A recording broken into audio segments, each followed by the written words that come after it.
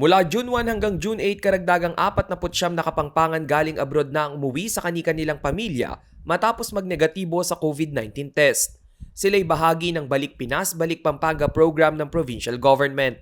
Karamihan sa mga umuwi ay mga overseas Filipino worker na nawalan ng trabaho dahil sa COVID-19 pandemic. Isa sa mga natulungan ng programa ay ang vlogger at OFW mula Riyadh, Saudi Arabia na si Kix Galang. Talagang hindi nila kami pinabayaan. From the airport hanggang sa dinisinfect yung mga gamit namin. Hanggang sa dinala kami dun sa bus na magdadala sa amin dito sa The New City, Clark. Walang babayaran ang mga returning overseas Filipino sa kanilang RT-PCR testing, accommodation at maging sa pagkain sa loob ng quarantine facility. Ihahatid din sila sa kani-kanilang bayan matapos makumpleto ang isolation.